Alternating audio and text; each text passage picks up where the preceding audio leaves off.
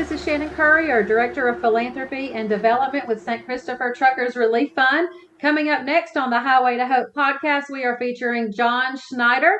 He's part of our Highway to Hope virtual concert event on Sunday, May 16th from 6 to 8 p.m. Here's some of his new music.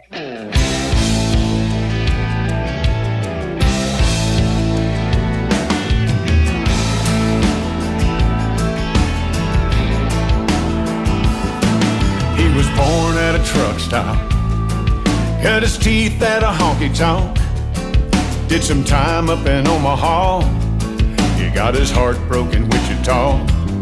He hit it big down in Lexington, betting on a horse named Duck and Run. Then he lost his ass on a Vegas night, 'cause he was holding queens full of fights.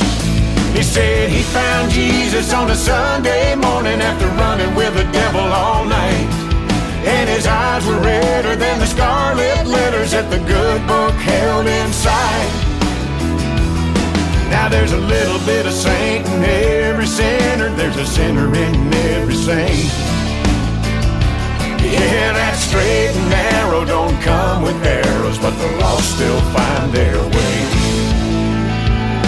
The preacher asked him to testify all about his walk on the wild side. And she was sitting in the third pew at that revival down in Waterloo. She had the deacon's ring on her left hand, she slipped it off around Birmingham. Now some say they were going to hell, but they wound up in Roswell. I heard he found Jesus on a Sunday morning after running with the devil all night. And his eyes were redder than the scarlet letters that the good book held inside. Now there's a little bit of saint in every sinner, there's a sinner in every saint. And that straight and narrow don't come with arrows, but the lost still find their way.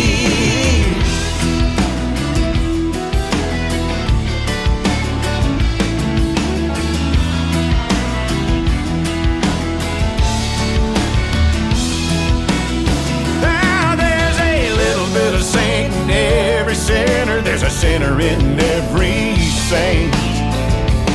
And that straight and narrow don't come with arrows, but the lost still find their way. And the man upstairs is always there to forgive us when we stray.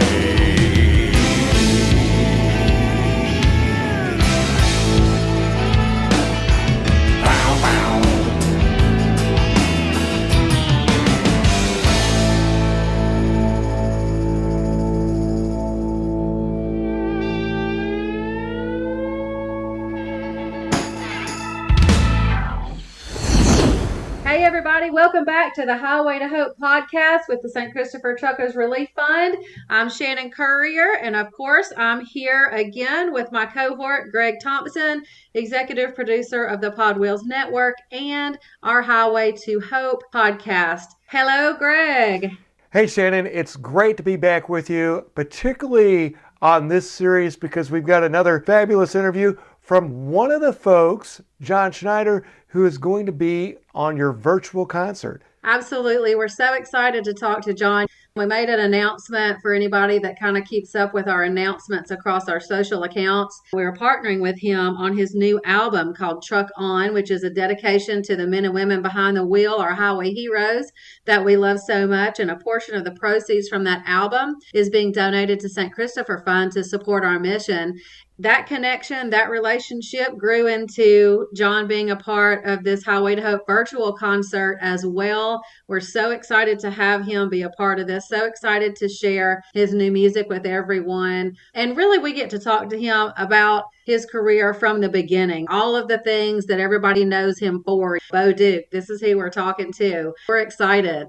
One of the cool things about this interview is the fact that, as you mentioned, so many people know him from the iconic role on the Dukes of Hazzard. But there's a lot of folks that don't know that John has his own studio now, that John has been in multiple roles. And we learned that John has recorded 22 albums. Yeah, so his career is not just the Dukes of Hazzard. He's not just Bo Duke, even though that's kind of the first thing that comes to your mind when you think of John Schneider. He is so much more than that. He's got Dukes of Hazzard, but he has many other shows, many other movies he's been a part of. Smallville is another huge piece of his career. The haves and the have-nots. And of course, he's been singing since the early 80s with 22 albums. There's so much more to him. And the John Schneider Studios, he writes and produces independent films at his home in Holden, Louisiana. There's so much to talk about, so much to cover. So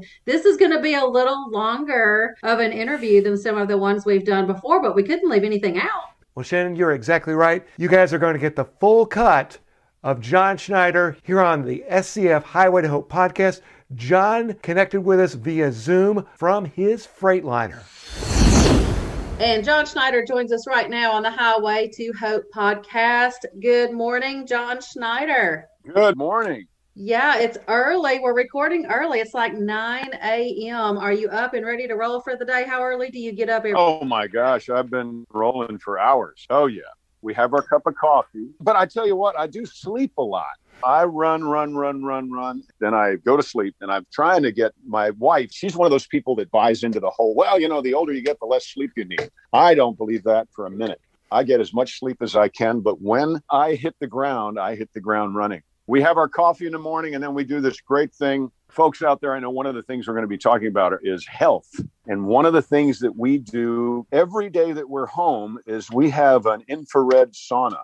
And a lot of local gyms and places have infrared saunas now. It's a different kind of heat, but we do that for 20 minutes every morning. And then we have a gym. She does a treadmill, and we work out for a good solid, like maybe 20 minutes. That's a long workout. And then we hit the ground running. I've been running this morning. We've been moving concrete slabs for a mobile home we're moving today. And I'm editing Poker Run, writing new music, and blah, blah, blah, blah. Fun stuff. And I'm in my Freightliner right now. So folks out there on the road, we have a 2019 Freightliner. It's a Jayco motorhome that we travel on the road with. It is a virtual concert, but I'm actually going to be with Winona. So we're going to be driving to Nashville and hanging out with Winona. It's going to be great, but we'll be getting there, driving ourselves in our Freightliner. We'll honk the horn if we see it. Awesome. That sounds fantastic. I have a friend who has one of those infrared saunas, and she loves it, swears by it. What we believe is that sickness can't live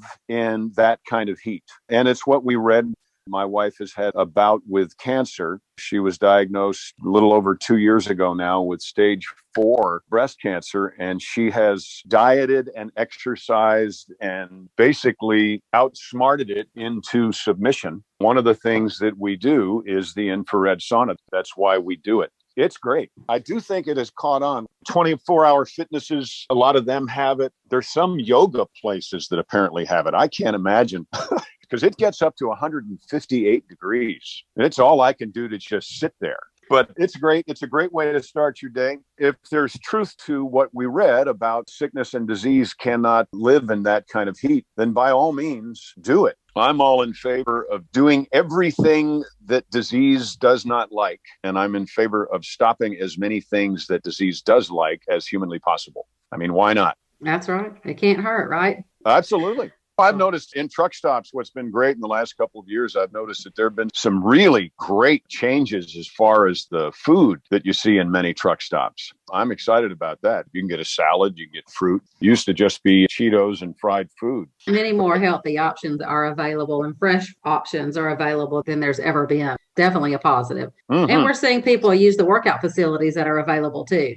That's Absolutely. always good to see too. And like you say, you've talked about 20 minutes, 10 or 20 minutes. If you're not used to exercising, 10 or 20 minutes for sure is going to be a huge deal. When I was doing Dukes of Hazzard, I worked out at a wonderful gym in North Hollywood called Vince's Gym. And this guy was known as the Iron Guru. So he was the first place that Schwarzenegger went when he came before he went to Gold's Gym. He was where Clint Eastwood went and Lou Ferrigno and all these people. Back in the 70s, he said that any workout that lasts more than a half an hour is a waste of time. So get in there, get it done, and then get on with your day. I did one of his routines this morning. He's been gone for a long time, but I'm a big fan of getting in and working out. If you think about it, folks, you go to the gym and most people, they say, I worked out for an hour and a half. Yeah, well, you probably talked for at least an hour of that hour and a half, right?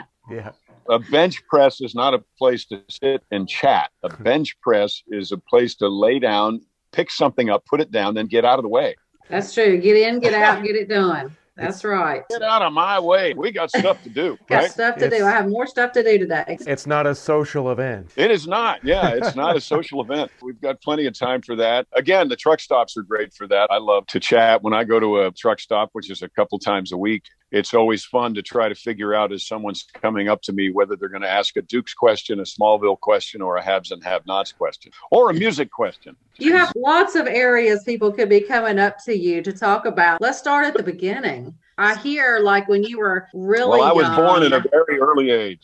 Yeah. Well, I hear when you were really young, you were already an entertainer. You did some magic, maybe, I heard. Oh, yeah. I was an avid magician, always had cards and coins, got into escape tricks and all kinds of crazy stuff. In fact, later on, when Dukes was happening, the very last episode of Dukes of Hazzard, I wrote it and directed it. It was called Opening Night at the Boar's Nest, and it was about Roscoe buying a magic box, and he became the great Coltrano. I wrote that because of my love for magic, and he thinks he makes Boss Hogg disappear. Actually, he's been kidnapped, but it was really great because you got to see how much the real relationship between Boss Hogg and Roscoe, how much they really cared for each other. I love magic. I'm a lifetime member of the Magic Castle, which is out in Hollywood. I'm still a card guy. We just did a movie called Poker Run. And in Poker Run, of course, there's lots of cards. No card tricks, but there's lots of stuff going on there. I love it. So, John, when you were 18 years old auditioning for Dukes of Hazzard, you walk out of the audition.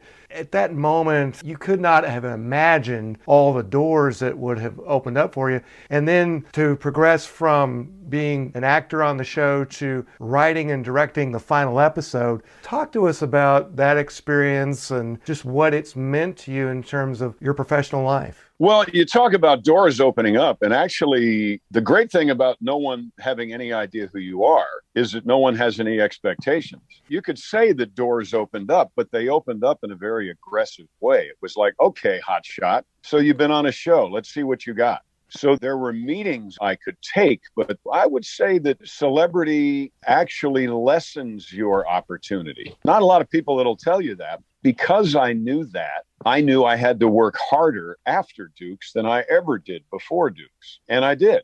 It could be said that out of all of the people of that era who were in television and did really, really well in television, there's only a handful of people that are still relevant at all because I refuse not to be. It's a mindset. And I remember there were friends of mine during the Dukes time, I would say, the phone doesn't ring. You've got to make the phone ring. You've got to make your own opportunity. And it's everywhere. You've got to expect opportunity, and you've got to seek out and expect great things every day of your life. And this kind of Marxist friend of mine, who I still love to death, he said, you only talk that way because of who you are. And I'm like 24 years old, and I sounded like a fortune cookie. I said, no, I am who I am because I talk that way. How did you get the opportunity to write and direct on what was the final episode of the show? And how did that work out to get that opportunity? I made them do it. When you are one of the stars of a show, until the moment that show is over, you have some clout. And on the show, everyone else had directed, but I was out doing music. When I had any time at all, I was always out touring and doing different things on the road. The other folks didn't do that. I remember Denver Pyle had told me, he said, look, if you want to be a member of the DGA, and he said, and I know that you do, then you need to get it in your contract that you are going to direct an episode. Tom had directed, Denver had directed, Sorrel Book, Boss Hogg had directed. Everybody had directed who wanted to, except me. Denver basically said, look, while you have the clout to make this happen, you need to make this happen. I remember writing from a very early age. I used to love to write in high school and even middle school. I would write the plays that we would do. Any shows like MacGyver, the lead in the show eventually wound up directing an episode or two, depending on how long the show lasts. So I did, but I am the only one who wrote an episode of Dukes.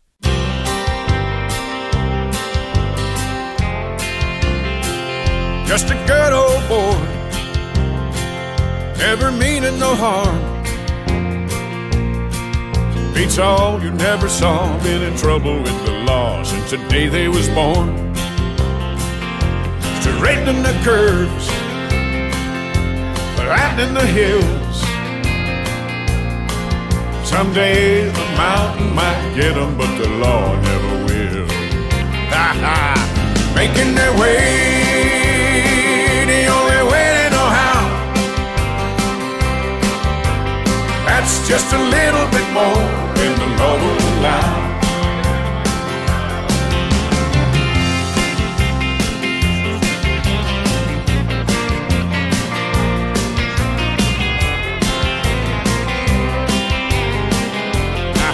Play it, Joe.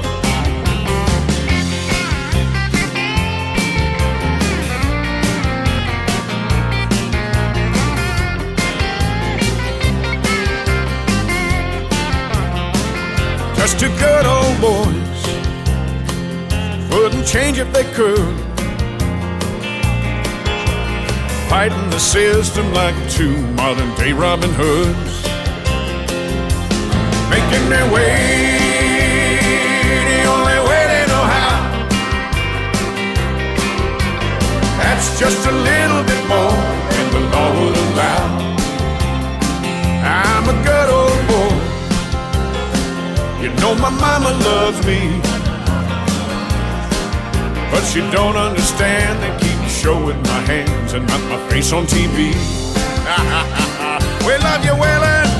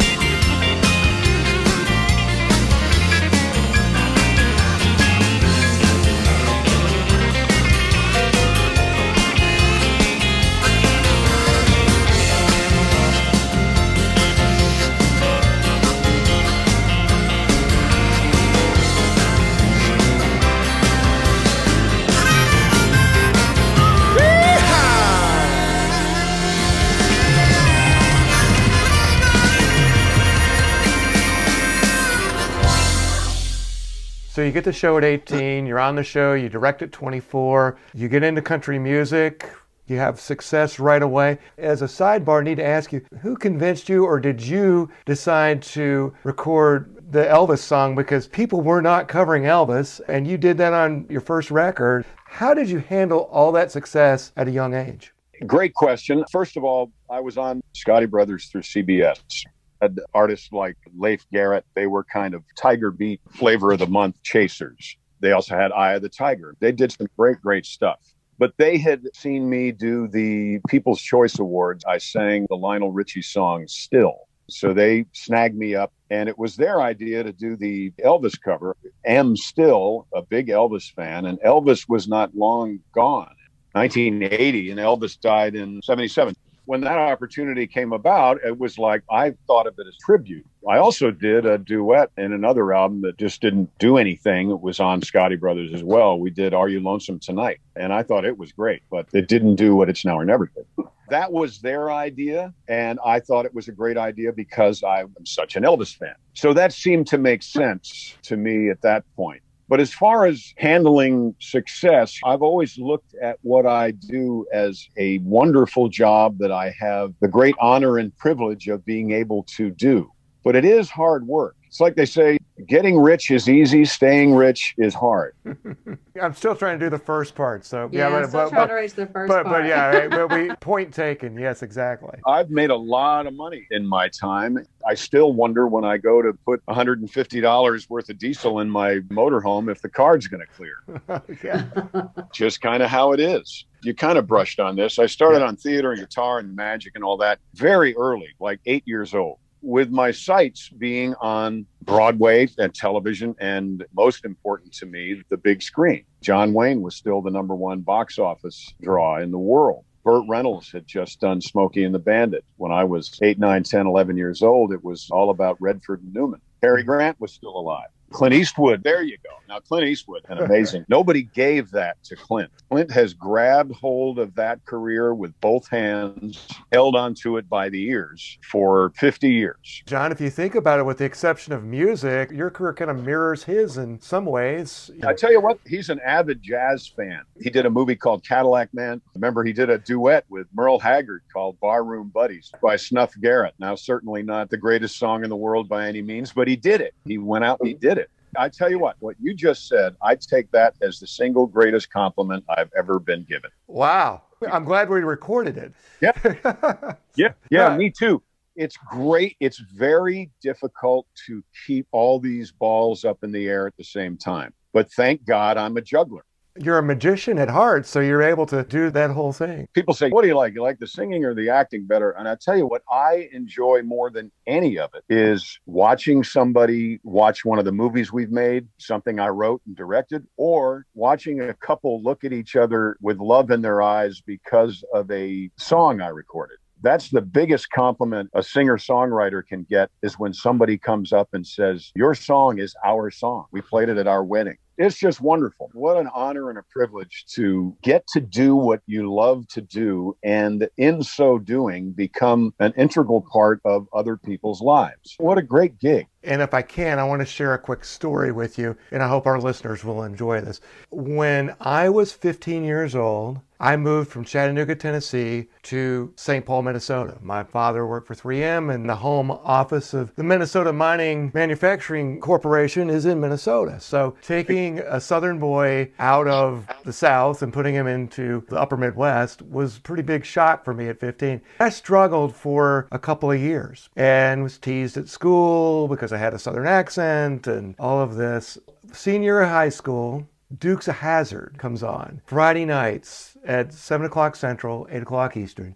It was just such a magical place for me to just go and escape, kind of go into this fable world that you and Tom, Catherine, Denver Pyle, Sorrell, James Best, what a great cast. I just want to tell you that meant a lot to me, just to be able to sit there with my family. And then I'd go back to high school and people would go, is it really like that? And I'm like, hell yeah, just a mess with them. But to be able to go to Hazzard County, Georgia for an hour and see Robin Hood in action. And I'm sure that you've heard that a million times in the last 40 years, but I just wanted to share that with you. And all of a sudden, your Southern accent was something that people envied, right? That's right. Say y'all That's again. right. The biggest thing was the girls would come up and say shake and bake, and I helped. And I helped. That's right. What I found ironic about Dukes of Hazzard was the three principal young people in there. You were born in New York. Tom, I believe, is from Wisconsin, and Catherine grew up in South Dakota. Yeah, that's the only thing south about all three of us is South Dakota. And Sorrell was from Buffalo. Yeah. It was great. I had the opposite experience. I moved from New York State to Atlanta. My mother worked for IBM, and I moved there in 1974. It's so funny. Even today, people have this misconception that New York is all Manhattan and Georgia is all farmland.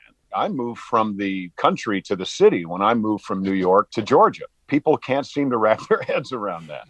It was a great experience. Like I said, Smoking the Bandit had just changed the world. People say, did you have any idea how successful the show was going to be? Well, I think you can tell. As I say, I expect opportunity and I want to be ready for it when I see it. But I look for opportunity. And this is one of the most important things I think that I've come up with in 61 years is that you need to, at every turn, expect great things. If you expect great things, you will find them. You need to be prepared. They say that success is when preparation meets opportunity, but you have to go through life expecting great opportunities at every turn. Guess what? You will find them, and if you are ready for them, you will be able to take advantage of those opportunities. I think that's one of the big keys to me still being around, or to anybody who's over 60 or over 50 or over 40 and still going strong and loving what they do. Expect great things. I have to agree with that because I am a dreamer. I am a pie in the sky. This is what I want to happen. This is who I want to be a part of it. And I just keep pushing for those ideas and for those dreams. And the right people are going to join me to make those things happen at the right time. And that's literally what happened when we got partnered with you for your new album, Truck On. Of course, we haven't talked about that yet, but that's the new album, Truck On. That is literally what happened. So I was like, I want to put this concert together. So glad you did. I know, me too. I reached out to somebody that I knew and said, what agent can you connect me with? Who can I talk to? She threw a couple of names at me, and that is how we got connected with you. And they're like, we have this thing going on with John Schneider. He's got this new album out. It's dedicated to the trucking industry. And I was like, yes, yes, yes, yes, yes. Ask him if he would want to work with us. And of course, you said yes. Truck On now has a portion of proceeds donated to St. Christopher Fund to help our highway heroes. And of course, that bled over into this concert, which you already had a connection with Winona and Cactus. So that was an easy yes. Yep. I'm so excited about the whole thing. I'm sure you have people say they always remember you for Dukes of Hazzard. Oh, we're going to talk to Bo Duke. And that's huge because you are Bo Duke to so many of us that grew up watching that show. You were the heartthrob when I was growing up. But you can get pigeonholed like you were talking about. That's all that you're known for. But you have so much more than that. Your character in Smallville, the haves and the have-nots. I can't even mention everything. 22 studio albums, too many singles to mention. Greatest Hits album, 5 #1 singles. You've been singing since the 80s. You own your own studio where you write and produce independent films like we've been talking about, Stand On It and Poker Run. I mean, your career is so much more than just, when you mention John Schneider, everybody says Bo Duke. Yes, that's true. But there's so much more to you than that. And so I'm excited that we've gotten to talk about a lot of that here today. And Bo's Extravaganza, that's like your birthday celebration thing too. Oh, yeah. We just did that. Our 4th annual Bo's Extravaganza. That was a lot of fun. And we're taking it on the road too. Now, I have one question about it, though. I heard that back in the Dukes of Hazzard days, you weren't allowed to do those stunts because you can't have the star get hurt. So how does it feel to get to do those stunts now? That's right. I can do anything I want now. I can be as publicly stupid as I wish. It feels great. I'm protected. I trust my stunt coordinator friends. Next year, I'm going to go further. Part of my personality is that I think I jumped like 80 feet this time, maybe. And that's not enough. It's not good enough. So next year, I'm going to jump further. I don't know what movie we're going to do next year, but I have a feeling it's going to be the 3rd in this Stand On It trilogy. So Stand On It, Poker Run, and then whatever the next one is, we'll be filming during Bo's Extravaganza. I tell you what, I used to tell people, they said, oh, didn't you want to jump that car? And I said, I did until I saw somebody really do it. And then I thought, I'm glad I'm not in that car. When everything goes fine, it looks easy, and it is easy. But it's when something goes wrong, and it doesn't often go wrong, but sometimes things go wrong. You're hurling a 3,500-pound piece of metal through the sky at 60 miles an hour. something could go wrong when you do that. But I'm enjoying it. So now I have jumped the car. I did it for Christmas cars, and I used that at Beau's Extravaganza. I used that in Christmas cars. And then I jumped the car this year for Poker Run. That's only twice. But next year, I'm going to go for my own personal record. I'm going to get over 100 feet. I'm going to stop doing these double digits and get into triple digits and see what happens. Oh, no. And I jumped a car in the water last year. So 3 times. There So we you're go. a pro at it now. Yeah. Now, getting up in the air, does that have anything to do with your dad being in the Air Force? Well, he was a pilot. He was in the Air Force. He had a band back when I was a kid. My dad had a band. He and several other pilot friends of his had a band called the Crop Dusts. Okay. I have wonderful memories. He played the guitar and he wore a black cowboy hat. But I remember sitting kind of off to the right of the drum kit watching my dad perform for people. And I think that is where I got my hamness, my ham bone.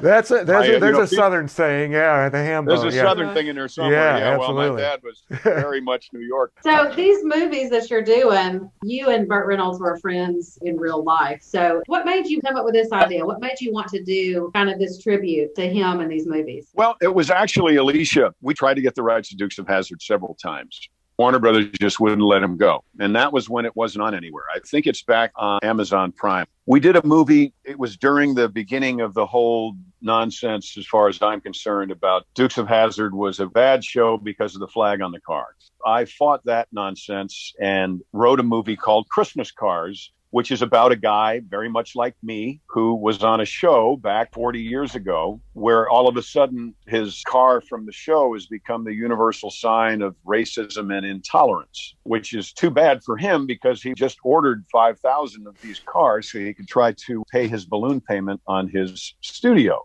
So I wrote this movie called Christmas Cars, and it did incredibly well. That's the movie where I say in there, wait a minute, symbols don't hurt people, people hurt people. And I believe that. I believe that to be true. That movie did so well, Alicia then said, we need to make another one. And at that time, Burt had just passed away. It seemed like rather than do anniversary cards or birthday cards or Valentine's cards, which we still may do, we may do sequels to that movie, but it seemed like a perfect time to make a tribute to not only Burt Reynolds and Hal Needham, but to Smokey and the Bandit and all things Southern, because all things Southern seem to be coming under attack. So I thought, there's anybody out there right now that can do something about that, it's me. So I wrote Stand On It. It has done incredibly well for us. You can get it at johnschneiderstudios.com. That's where you can get a actual physical DVD, or you can rent it from cineflixdod.com, and that's our streaming platform. We have no desire to be on Hulu or Netflix or any of those places. I'm not an independent filmmaker or musician hoping that the system is going to buy me out one day. That is not my plan. I'm not remotely interested. All I want to do is make the movies and music with the people I love for the people I know. So far, so good. It seems in many regards like I have just now finally gotten started. Awesome. So I know that you said earlier you were coming to us from your Freightliner. I know that you've been aware of the trucking industry for a long time and know how important it is. How did this new album come about to be just specifically in honor of this industry? Well, first of all, folks who are listening will remember, I'm sure, Christmas Comes to Willow Creek, which was a movie I did with Tom Wopat back in the mid-'80s. We drove the Yellowbird, driving toys from North Hollywood to Alaska. Great movie. It's on every year. When we did that movie, I had to learn how to drive. It was before the automatics came around, so I was splitting gears and trying to back up, making a mess of the truck and trailer. I had a great appreciation for truck drivers then. When I did a couple of shows on Broadway, I'm the guy who would be at the New York Times watching the truckers back up in those narrow streets and put the very tail of their trailer up against that little rubber bumper at the New York Times. Perfect every time. And I'd go up and I'd applaud them. You're the guy from Dukes of Hazzard. I said, yeah, but I can't do that.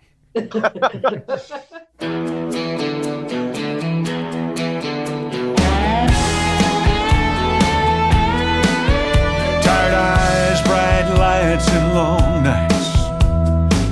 500 miles left to go. chasing the sun on a 7-day run. John Wayne of the open road. Highway heroes, 18 wheels, keep moving on as the world stands still.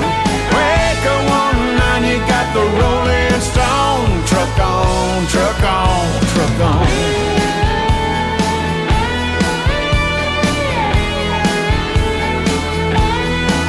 4 a.m. when I rolled out of Raleigh with 53 feet full of freight, headed westbound with the rain pouring down and doing whatever it takes.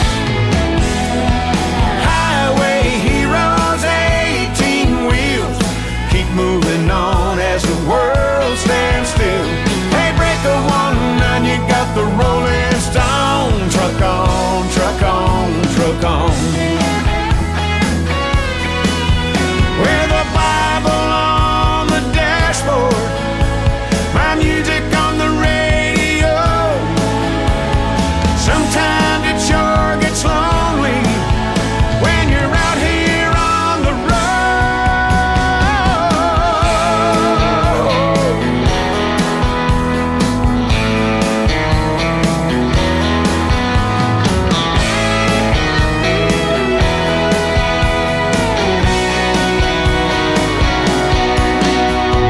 Highway heroes, 18 wheels, keep moving on as the world stands still. Hey, break a 1-9, you got the Rolling Stone. Truck on, truck on, truck on.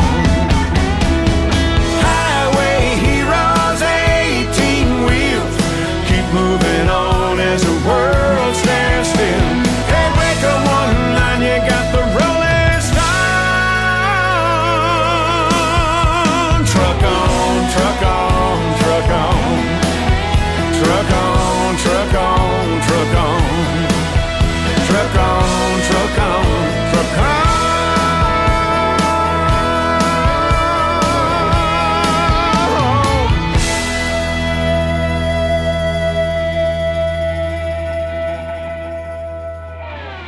In this last insane world we've all had to endure for the last year and a half or so, I think it became more evident than ever that if it weren't for our truck drivers, then we wouldn't have any food, we wouldn't have any medication. I mean, God knows we wouldn't have 100 rolls of toilet paper in our laundry room. We noticed as we were traveling on the road that all of a sudden we couldn't even pull over in a rest area because they were full. There were so many trucks on the road, keeping this country rolling, keeping this country fed. I talked to my buddy Keith Burns and said, hey, we need to gather and write some trucking songs because without these men and women, we'd all be sunk. So that's exactly what we did in conjunction with writing Stand On It.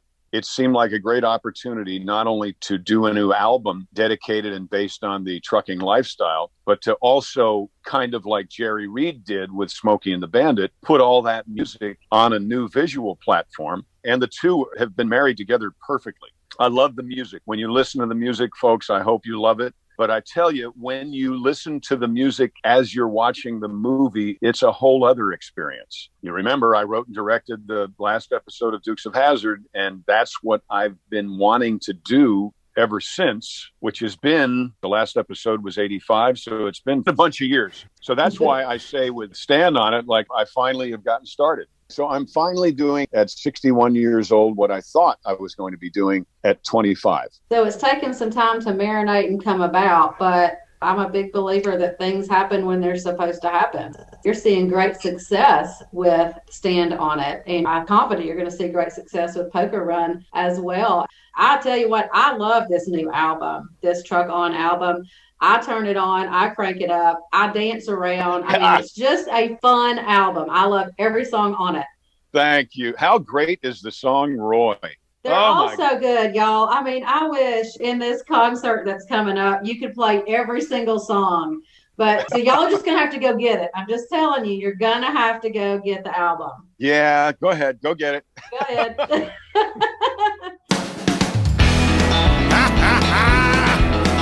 Take us on down the line, boys. Well, here's a story of gears and nerves, an old trucker and a big Kenworth, two dinosaurs from way back when fiberglass was out and steel was in. Old Burt Reynolds ruled the silver screen. Everybody had a handle in a new CB. If you was rich or poor, it didn't mean nothing if you didn't have a shirt that said, "Keep on trucking." Last week I was eating at a truck stop diner when a boy pulled in a new Freightliner, a sight to behold. He's a trucker's dream, fanciest paint I ever did see. She had scoops and spoilers so streamlined she'd cut through the air like a new buck knife. She was a force to be reckoned with, intimidating to your average rig. Then this boy stepped out and began to brag, said there's never been a truck that was built this fast. Anybody want to race me coast to coast? We'll go title for title plus a few C notes. You know, I didn't hear anybody volunteer, so like a fool I yelled out from the rear, said I'll take your bet, leave you in the dust. He said, okay man, let me see your truck. He's got 18 wheels of trucking going across the USA. Put the pedal to the metal, cause there ain't no time to waste. You know the back of his truck says ROY. The name is Roy and I like to drive. I said pay no mind to that oil dripping. This old gal's made me a pretty good living hauling anything as long as it paid, from frozen chicken to toxic waste. Now she don't have air, just a fan on the dash, got tuck and roll leather and a custom shag, Farrah Fawcett poster pinned over my head. 30 years of running, she ain't broke down yet. It was all he could do not to laugh, said you're never gonna make it in a rig like that. Then he explained to me the laws and mechanics of simple math and aerodynamics. Then he said, you got yourself a deal, old man. Then he shook my hand, said, here's the plan. We'll line them up at the edge of town. When they drop that flag, just hammer down. I got a few supplies every trucker needs, a box of crackers and a can of sardines. And the waitress said, need anything else? Said a roll of them Tums sure would help. Then I kissed the fenders just for luck. I climbed inside to start her up. I turned the key, she sputtered and coughed till she caught fire and we took off. He's got 18 wheels of trucking going across the USA. Put the pedal to the metal, cause there ain't no time to waste. Ha! The back of his truck says ROY. My name is Roy and I like to drive. Take it round again, boys. Woo! It was 80, 90, 110. After 15 miles, he was 5 ahead, so I dodged them scales just trying to catch up, breaking all the laws. Man, what a rush. You know, I was running good, but he was running better, so now was the time for desperate measures. It was a moral dilemma I had to face. If I didn't cheat, I was gonna lose this race. But I still had a trick left up my sleeve. There's a little red button hidden under my seat. Said break the glass if you're running behind. So I finally got to use my nitrous oxide. Well, it pinned me back, about broke my neck. Then I heard a growl I didn't expect from deep in the engine like a grizzly bear, saying there's a whole lot more horsepower to spare. What happened next I can't explain. Both smokestacks were spitting flames, headlights glowing like a rig from hell. It was almost like she was driving herself. So I popped in an 8-track from 1976. It had every one of those truckers' greatest hits. 6 days on the road, truck driving man, white line fever, you roll on, big mama. Then Convoy came on and I crunk her loud. I swear all 18 wheels come up off the ground like a time machine flying through the sky. That's when I saw the Phantom 309 and the finish line. Woo! That boy finally pulled up, looked like a whip pup, said, here's the keys and title to my truck. She's all yours, you want her fair and square. I said, I'll stick with my rig if you don't care. He said, gee, thanks, mister, but I gotta ask, how in the world did you ever make it that fast? And who are you? With a tear in his eye, said, my name is Roy. I like to drive.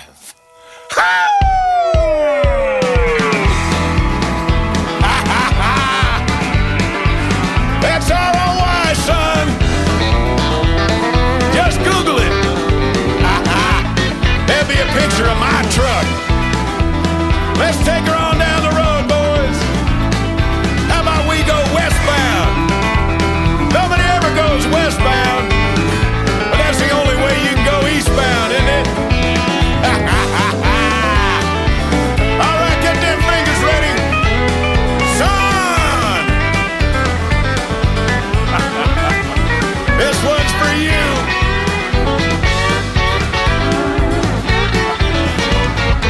Just watch old road run.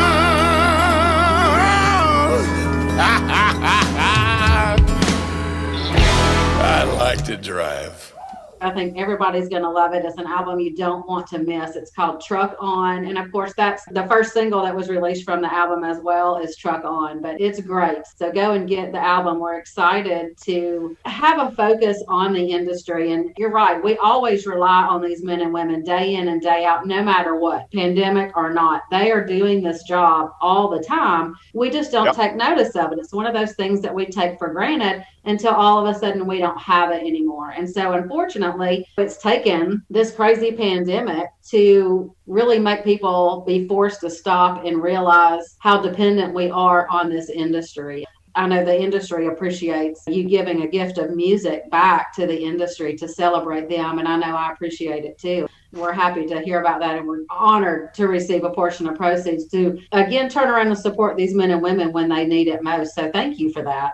You're so welcome. St. Christopher is a great organization. I want you to realize, folks, when you're out on the road and you see a truck going down the road, that means they're not home. So that means that whatever's happening at home is happening without them. Truck drivers don't have the same kind of job that most people have, where they go to work and then they come home and they eat dinner at home, or they get to see their family. When truck drivers are out there doing their job, making the wheels turn for you and me, they are not with those that they love. So remember that next time you see a truck driver. And some people are just rude to truckers. And I don't mean truckers, they don't see them in person, but trucks on the road. Don't do that. Don't blow your horn at a truck driver because they're doing their job. Come on. Yeah, I know. They call us four-wheelers, those of us that are not truck drivers. I know they take up a lot of room, but they are delivering a lot of goods. So just have 5-10 more seconds of patience. Let them in when they need to get in. They're going to get back over out of your way as soon as possible. Drive safe around them. We want them to get back home to their families just like we get home to our families every night. And they don't get home every night. They might be out on the road for weeks and sometimes months at a time. Help these men and women out there on the road. Give them a little extra room and wave to them as you go by and help them get home safely. I still love, we have it in the Stand On It and in Poker Run, where you pump your fist in the air. We do it to trains, but I also do it to truck drivers. They love to blow the horn. People don't do that a whole lot anymore. So when they do see someone do it, they're like, oh, yes, I get to blow my horn. At the trucking company that I used to work with, we had a safety director who said, no, make sure when you're waving to the four-wheelers, you wave with all the fingers on your hands. But John, I wanted to ask you that you mentioned earlier that you watched and appreciated a guy that could bump a dock at the New York Times. And you're out there in your Freightliner RV, you're going to truck stops, and you've had this incredible career. So when people see you, they know who you are. And can you talk a little bit about the interactions that you have with drivers out on the road? Oh, yeah. When I see people at a Flying J or at a Love's or a TA, they all want to have a picture. They all want to talk about Dukes or talk about Smallville. And they want to talk about, a lot of folks mention that movie I mentioned, Christmas Comes to Willow Creek. Where's the yellow bird? So I just tell them how much I appreciate what they do. I say, look, on movies and television, I'm not delivering medicine to sick people like you are. So to me, we mention it in the song Truck On, they're the highway heroes. I hope that when I have interaction with these folks that they realize that I'm serious about my appreciation for what they do. So I make sure that they know that. I try to make it not about me. I want to make it about them, because if they come to a set and we're making a movie, then sure, it's about movies and movie making. But I want it to be about them when I see them out there in the street or at a truck stop or rest area. I'll see truck drivers at a rest area and they'll say, you do. Apparently the word is out that we put on a lot of miles in this Freightliner. Many times now truckers will say, you do. You are out here on the road, aren't you? I guess people think that somebody is supposed to be driving us around. Yeah, I don't know. You've got a valet. But it's kind of one of my things I want people to take home with them as they're listening as well. It's really easy to make somebody's day. You go to a trucker and say, man, that chrome looks great. Wow, that's a beautiful truck. They'll lighten up. They will shine like a beacon. But same thing with anybody else. You see somebody who's got pretty hair or somebody who's wearing a snappy hat or something. It doesn't take but 3 or 4 seconds to give somebody a compliment. So do it. Like, what did you call it? Bumping the dock. Somebody that bumps the dock. Give them a thumbs up. Do something. It's easy to make somebody's day, especially in this atrocious time right now that we're living in, where there are people out there who want to tell us we are all bad people. Don't listen to it. Be a good person. Be for something. Being for is being, I think, complimentary to people you run into on the road. So try it. See what happens. What are you looking most forward to on this May show? We've talked to other artists, and I think there's a real spirit of coming together and doing something special during the show. What are you looking most forward to? Well, I'm looking forward to hanging out with Winona again. Way back in the 80s when I was on MCA, the Judds and I, we didn't tour exclusively together, but we did do a lot of shows together. So I'm looking forward to that. I'm looking forward to getting back. I realize it's a virtual concert, but there are going to be quite a number of people at Winona's place. So I'm looking forward to hanging out, passing a guitar, and sharing some new music with my peers. That's been a very, very long time. Even before the pandemic and all this stuff, basically entertainers are out kind of by themselves. You're with your band and your people, but you don't run into other entertainers because you're all playing different places at the same time. I'm looking forward to that again. I'm looking forward to having people hear some of this new music. I'm looking forward to helping shine a spotlight on our trucking industry and then doing it again. But I think next time, not virtually. Next time, let's all get in a stadium and do this and have a rip-roaring great time like we used to. We haven't even gotten this one under our belt yet, and I'm already thinking about what the next one could look like and in person. Well, you have. So. Hey, I played in the first Farm Aid when Willie first did that. What was that like? I remember that, but what was that like to be out there and be on stage and work with Willie and all that? Like a Lazy Susan stage so that the next band could be setting up behind you while you were performing. There was no less than 110,000 people there. So it was great. Willie was there. Certainly Waylon was there. I think David Lee Roth had just left Van Halen and Sammy Hagar was there. Yeah, so I remember that. Yeah, I remember that. Yeah, I do. Don Henley. It was great. It was a great thing. I just posted this on my YouTube channel that I believe that change is made by being for something. Farm Aid was for farmers. It wasn't against those who were regulating the farming industry. So I believe we need to gather together for something, because for is by nature positive. Against is by nature negative. I think it's more appropriate to say that we as human beings are wired to be for something. So I'm excited about this. I'm excited about being part of this first annual. Next year will be bigger and better, and then bigger and better still. It'll go on and on. There's no sense in having a small dream. You should dream as big as you possibly can and then bigger, because you'll get there. Problem with having a small dream is you'll get there too. Then what? Right. What I'm hearing is I can pencil you in for the next several years of events. Yeah. Absolutely. Yeah. She's now going to be looking for stadium venues for this. John, during the pandemic, have you missed having that interaction at a concert? Can you talk about that a little bit? Certainly a lot of concerts got canceled, but we still did our event. We did Bo's Extravaganza last year. We had about 4,000 people here. We also started touring drive-ins. I think we did 6, but it was the beginning of our Bo's on the Road and the beginning of a new way to go out and entertain folks. And it came from the necessity of figuring it out. I think you can tell that I'm not somebody that sits around and waits for someone to save the day. What's the old saying? When life gives you lemons, make lemonade. We started touring last year, and in many regards, the tour dates were down, but we did Truck On the album. We did Stand On It, the movie. We did Stand On It, the soundtrack album. We also did a soundtrack album for Christmas Cars. I wrote Poker Run, and we did the 6 drive-ins. Last year, in many ways, was the best year we've had, because I refuse to sit around and wait for someone else to make a decision for me. That's just not in my nature. So there, I didn't have to miss playing concerts because we did. We did concerts. We didn't do as many, but we did several and we did fine. The only thing that we did not do last year as much as we had done previously was play indoors. Those who figured out a way to still have a festival, which is pretty simple, you do it outside, we played a bunch of those. You made very good use of your time. You found ways to continue doing those things that you loved and engage with your audience. And I think that's what a lot of artists had to do during this time is what things do I have available to me that I can continue to engage with people and communicate with my audience and continue to use gifts during this time. And so that's what you did. We did some virtual concerts out of the barn. We did that. And it was great. And it was a wonderful way to introduce the new music to people. And I really enjoyed that. That was a lot of fun. And selfishly, it was very good for sales. Tim McGraw was singing my song called Take the Long Way Home. And all of a sudden, Tim McGraw was up on Facebook singing one of his favorite songs from the 80s, which was my song. I thought, oh, this is cool.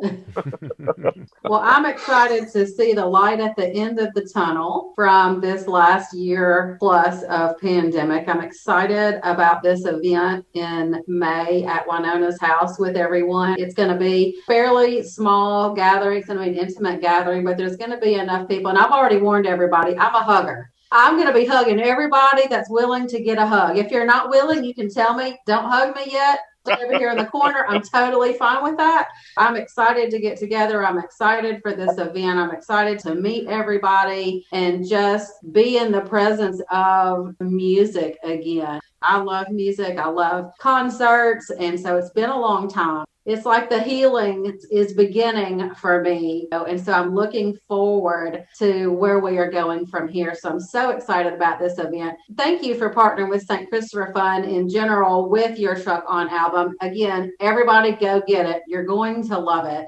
Be sure and tune in to this concert on May 16th. This is going to be a fun concert. It is intimate. It's kind of small. It is virtual, but you're going to feel like you're right there. We're highlighting each artist and we're letting everybody get to know you all on a little deeper level before this concert because people are going to feel like they know you all by the time this concert rolls around. And so I'm excited about that. So appreciate it. Me too. It's going to be so much fun. Oh, you're very welcome. Thank you for putting this on. The first annual. So looking forward to the second annual already.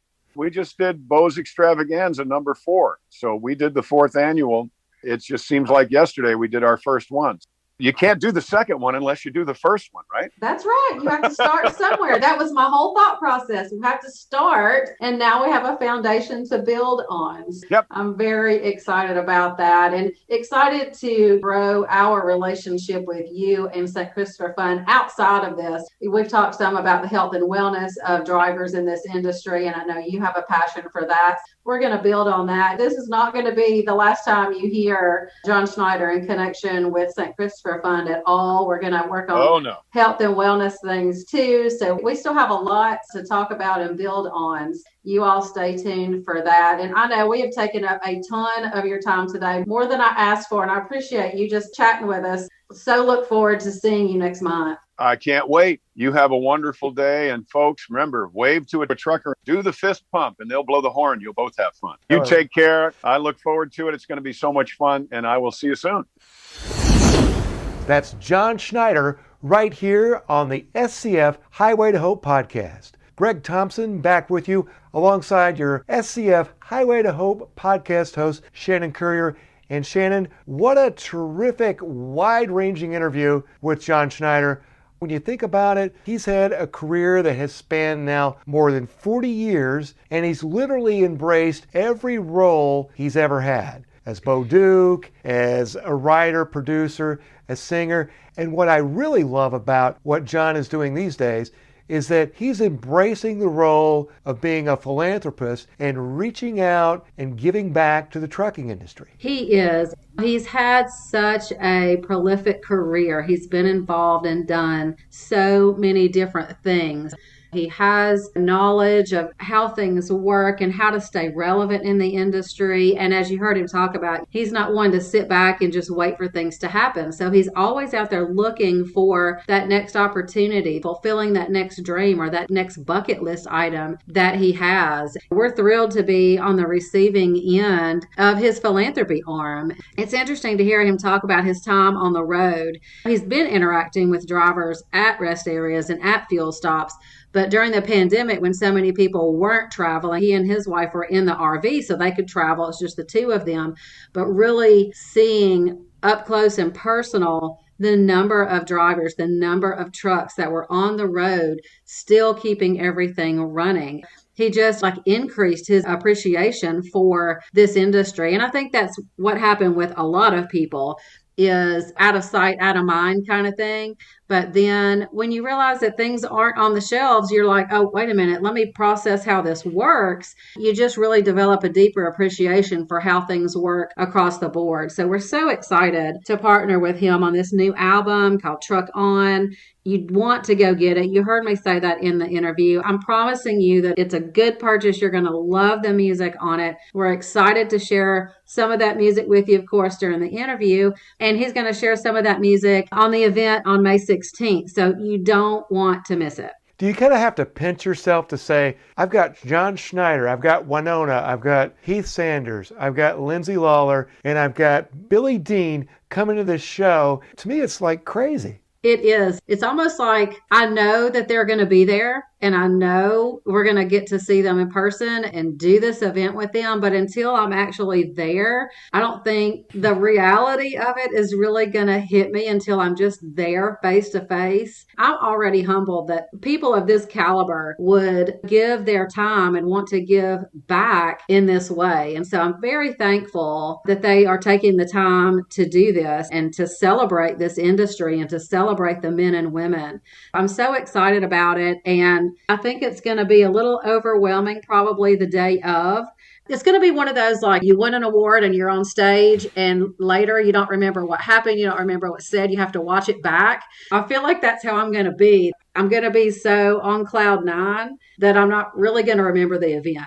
And what's cool about it is all these folks are coming together to give back to an industry and to an organization that you've put your heart and soul into. Yeah, that's exactly right. And that's why it means so much, because these are artists and these are entertainers. But like you heard John talk about in this interview, they're not delivering the goods that we need. They're not delivering medications. They're not delivering PPE. They're not delivering our food. They're not delivering our clothes. They're not delivering the vaccines that people are getting. That's the men and women behind the wheel that are making all of that happen. And I think all of these artists recognize that.